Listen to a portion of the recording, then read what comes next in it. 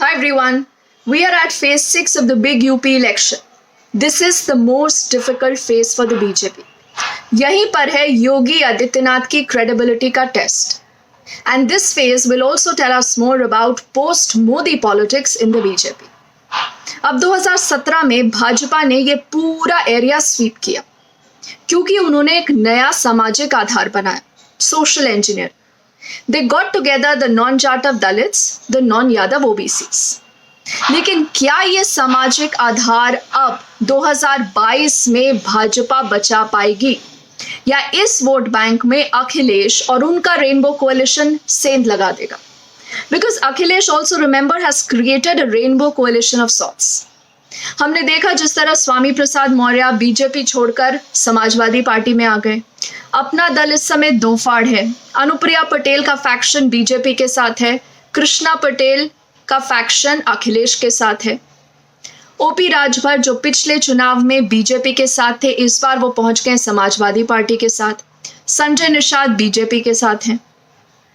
तो क्या होगा? ये पूरे समीकरण किस करवट बैठेंगे? क्या भाजपा अपना ये वोट बैंक बचा पाएगी? Now the next important factor in phase 6 is the beneficiary politics. लाभार्थी और फ्री राशन का असर किस तरह ये वोटिंग पैटर्न को इस बार इन्फ्लुएंस करेगा? क्या जाति लाभ पर भारी पड़ेगी या लाभार्थी अपनी जाति भूलकर सिर्फ इसी वजह से वोट देगा कि उसे लाभ मिला है? क्योंकि जिस तरह हम उत्तर प्रदेश में वेस्ट टू ईस्ट की तरफ आते हैं, हम ये देखते हैं कि गरीबी बहुत बढ़ जाती है. बहुत सारे गरीब हैं इस पूरे इलाके में जो फेज 6 में वोट करेगा. ऐसे में लाभार्थियों को लेकर बीजेपी आश्वस्त है. The BJP believes that there is a vote bank that will stick with it. Will that happen? या जातीय समीकरण इस समय ज्यादा जरूरी है लोगों के लिए और वो काम कर रहे हैं. एक और बात आप सुनते हैं नमक को लेकर, नमक का कर्ज. क्या नमक का कर्ज वोटर चुकाएगा इस फेज में? या जिस तरह मैंने कहा कि जातीय समीकरण इस सब के ऊपर भारी पड़ेंगे, ये भी इस फेज के लिए बहुत डिसाइसिव होगा. And now let's talk about Yogi Adityanath, the Yogi factor, the Yogi phenomena. अपने होम टर्फ गोरखपुर से पहली बार योगी आदित्यनाथ एक विधानसभा का चुनाव लड़ रहे हैं. उनके ऊपर आरोप लगता है ठाकुरवाद का. क्या उसकी वजह से पिछड़ी जातियां इस बार भाजपा का साथ छोड़ देंगी? कितना बड़ा नुकसान होगा? वही अगर उनकी अपनी कंस्टिट्यूएंसी, अपने इलेक्शन की बात करें, वो कितने बड़े मार्जिन से जीतते हैं या वो सिर्फ स्क्रैप थ्रू करेंगे? इस सब को लेकर भी post Modi politics in BJP कैसे शेप अप करती है ये भी क्लियर होगा.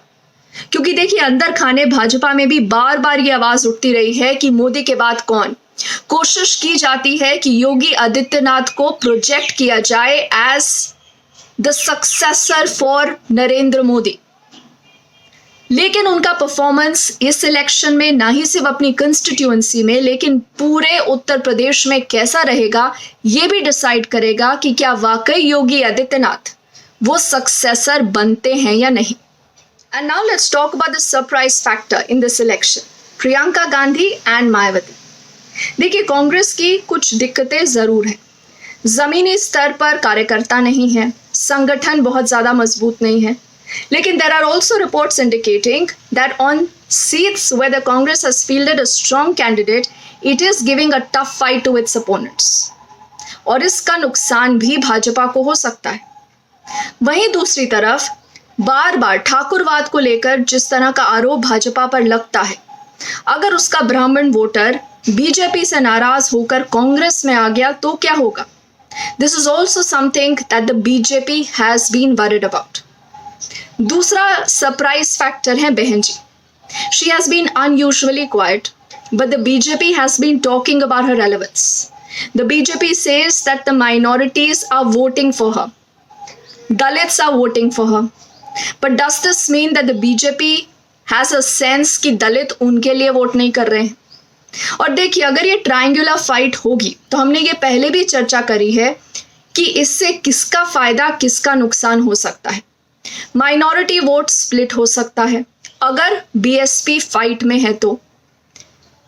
नॉन चार्ट ऑफ दलित ये एक ऐसा वोट बैंक है जिसने 2017 में भाजपा को जबरदस्त विक्ट्री दिलाई थी।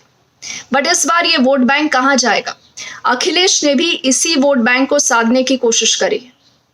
So this is why these two surprise factors are also working together to decide what happens in phase 6. और यही वजह है कि ये फेज भाजपा के लिए सबसे डिफिकल्ट फेज है। If you like our work, this is again a request.